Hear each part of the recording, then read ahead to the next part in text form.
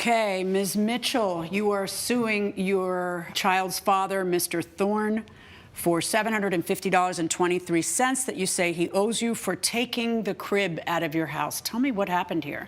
You two dated for how long? Were you married or no? No, we've never been married. You two dated for how long? About a year before I was pregnant. Okay, and was that planned or was that? No, it was... Okay, a happy surprise. Yeah. But during the course of the pregnancy, did the two of you start to have problems? A little bit. You know, it didn't really escalate until after the baby was born. Okay. So we just kind of noticed we didn't really, get along. I don't know if it was a postpartum thing. Our schedules were conflicting. Once I started to go back to work, I didn't really take a lot of time off, and we just stopped getting along as Okay. much. All right, so the two of you separate. Yes. And how long ago did you guys break up? About 2 years ago. Okay. And how old is your child? He's 3 now. He's 3. All right, so tell me what happens that brings you to court today. Well, basically, we used to all live together. He took the crib that our son was using at the time. At the time, our son was only barely 3 years old. So it was a specific type of crib that had rails, and it kept him safe inside of the bed. And one day, before I knew he took it, he called and asked if he could come get some baby clothes from our house, and I didn't mind because... Our house being the house that hasn't been living in for 2 years? Yeah. Yeah, and so he still has a key to your place? No, I was there. Okay. I was there. So he asked to take some of the baby's newborn clothes since he didn't use them anymore. Did you know why? Yeah, he explained to me that it was, yeah. So this is new girlfriend? Yes. Okay. And you have a boy? Yes. And do you know what this baby is? Not yet. Not yet? Do you know? Someone knows. Yet. All right, even if it's just the nurse. All right. Did you know that his girlfriend was pregnant when he wanted to come and take baby stuff? Obviously, he has a reason. Okay. Yeah, he told So then what happens? So I was at the house. He shows up with his new girlfriend. That I didn't know. I was a little shocked. Because you hadn't met her yet? I hadn't met her until that You day. just knew that, but you knew already that she was pregnant? Yes. Okay, go on. Yeah, he did tell me. So they show up at my house, and I was a little uncomfortable, but I did trust him, at my house to get the clothes. Wait, okay. Like when I said, he's got a key to your house, I meant unfettered discretion to be in your home when you're not there, and you looked at me and said, well, I was there. But then now you're telling me what? You left? Yeah. And you left your ex-boyfriend and his new pregnant girlfriend to have at it at your home? Well, The judge immediately shifts her attention away from the crib itself and focuses on something much more important: the decisions both parents made that day. Once those details start coming out, it's clear this lawsuit is headed in a completely different direction than either side expected. Well, Why did you leave? it was uncomfortable for me to be there. Then make them while leave. she's It's your there. house. I don't understand. Like, I'm not Yeah. getting it. I Did you not know he was bringing her? Was that the surprise part? Yes. Okay. So did you not tell her that she was coming? I didn't. Why not? I mean, I was planning on having a conversation with both of them because... I'm sorry. You were planning on having what conversation? Just them meeting each other because our son Yeah, was... but how about you give a lady a little notice that that's going to happen instead of you springing it when it's convenient for you? Like, how is it that you're going there and you're bringing... Did you know... Come on up. Come on up. Are you okay to stand? You good? All right. How far along are you? 9 months. Yeah, any second now. All right. He tells you, let's go over to my son's mother's home. Did you ask? Does she know I'm coming? I did not. Did you assume that she knew you were coming? Yes. So how awkward was it when she looked at you and was shocked? It was very awkward. She didn't even talk to me. She just looked me up and down and then said she had to run an errand and left. But aren't you mad at him that he put you in that position? I mean, I am, but I love him. Well, I love my husband too. That doesn't mean I don't get mad at him.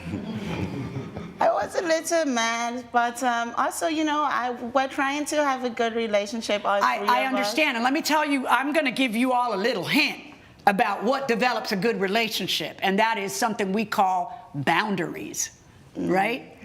So they show up at your house. She shows up. You don't know that you're meeting her. You freak out and say, I'm gonna go run errands, and you leave it. Who's locking up? If he doesn't have a key, how is he? Yeah, there's a way to lock the bottom lock and walk out.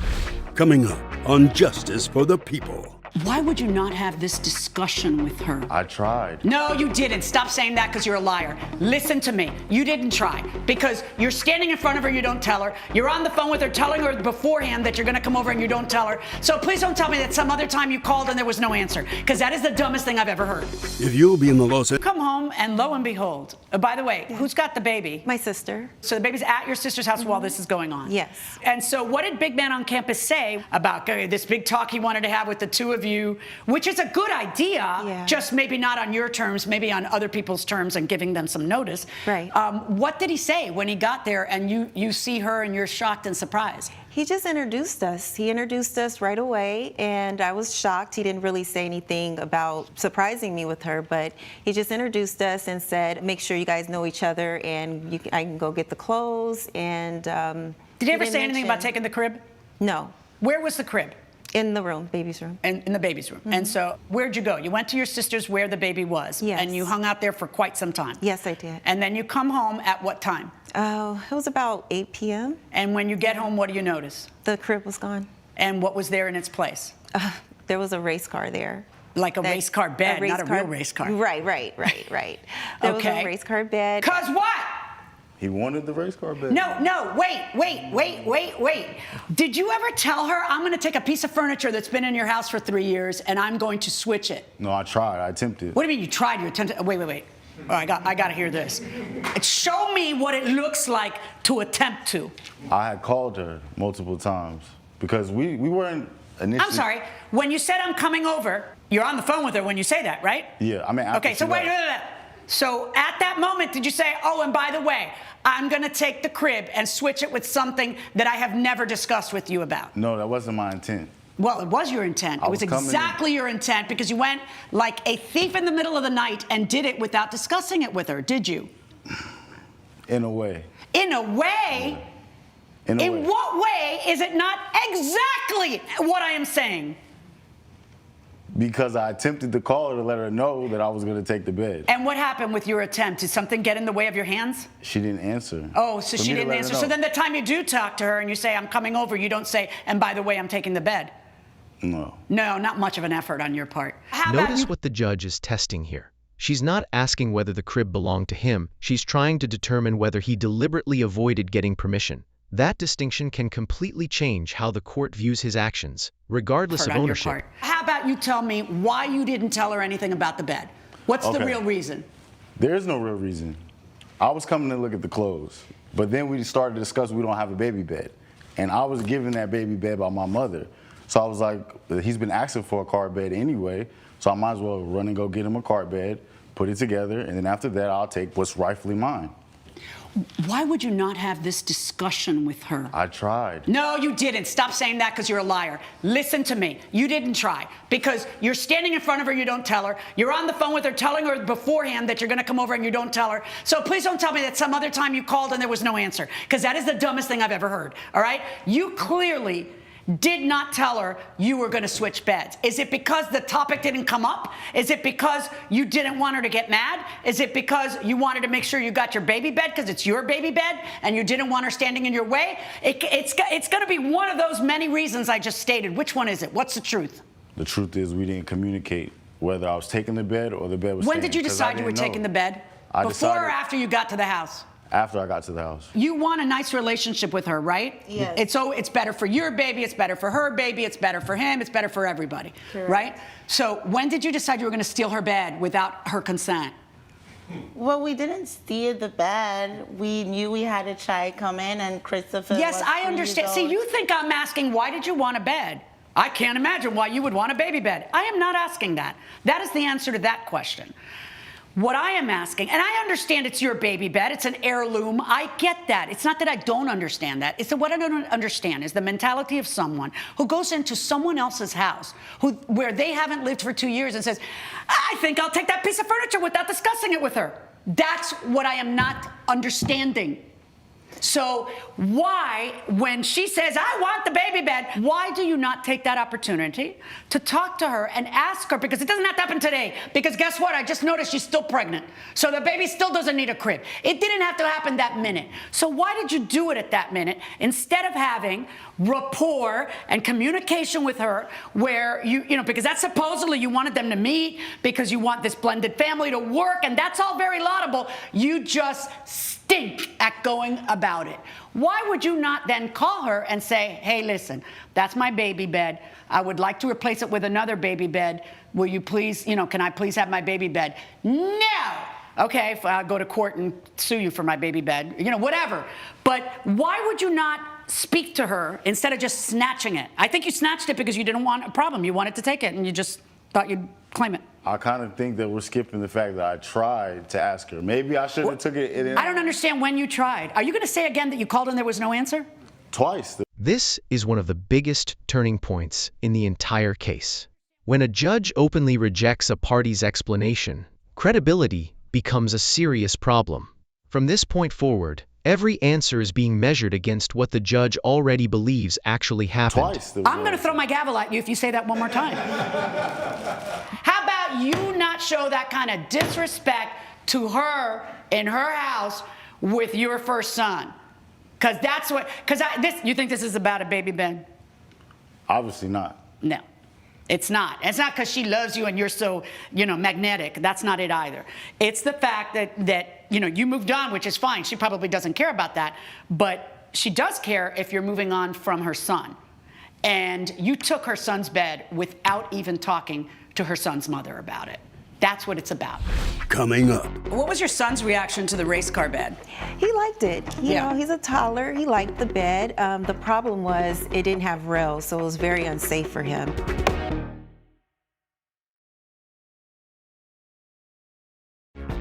This is Justice for the People with Judge Milian.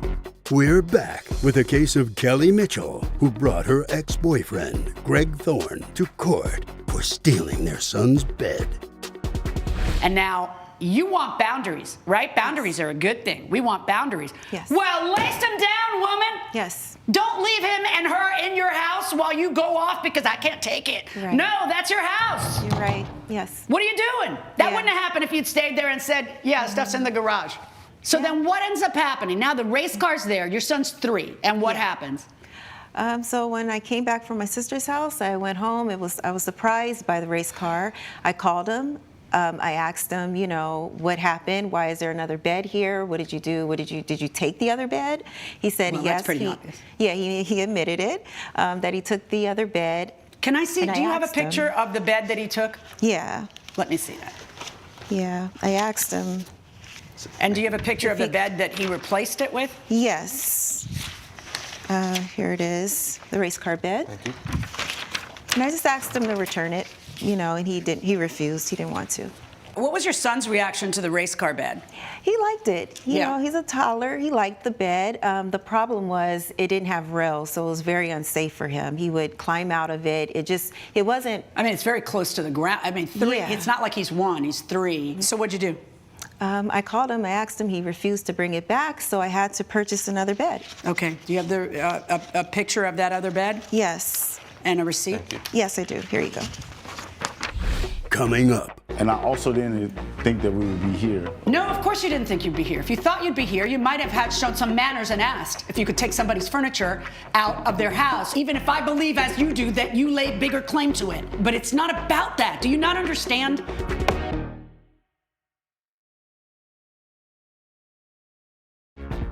This is Justice for the People with Judge Milian. We're back with a case of Kelly Mitchell, who brought her ex-boyfriend, Greg Thorne, to court for stealing their son's bed. He says it's his bed. It was his baby bed.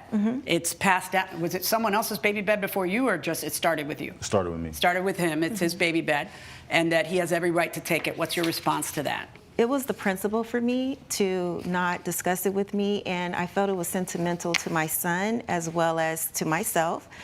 because, that was his very first bed. And at the time, we lived together, we were in a relationship, and to just spring it on me that you're taking it was, a bit abruptive. And I ended up, Well, let's assume for a moment that he had shown some decency and boundaries and said, hey, I'd like to take it. And then you had said no. And then he had gone to court and I had to decide whose bed it was. Yeah. How's it looking right that moment? Then is it his bed? So is it any less his bed just because he had, he went about this so poorly? This is at best a joint decision and at worst not your decision to make at all. And I also didn't think that we would be here. No, of course you didn't think you'd be here. If you thought you'd be here, you might have shown some manners and asked if you could take somebody's furniture out of their house, even if I believe, as you do, that you lay bigger claim to it. I do believe that, but it's not about that. Do you not understand? This is the anatomy of a lawsuit, okay? I'm watching how it happens. You've moved on. It doesn't mean she likes you. She just would like you not to move on from your son. And then all of a sudden, you do something without her consent because you want the really special baby first crib to go to new baby who's not even born yet, so there's no rush, so there's no reason for you to treat her like that. And By now, the judge has made something very clear. The lawsuit isn't really about a piece of furniture anymore. It's about communication, respect, and making parenting decisions together instead of acting first and explaining later. Do you think the father should have waited and asked for permission before taking the family heirloom, even if he believed it legally belonged to like him? that and have such utter disregard for her as a mother? That's what this is about. Judge Milian's verdict when justice for the people returns.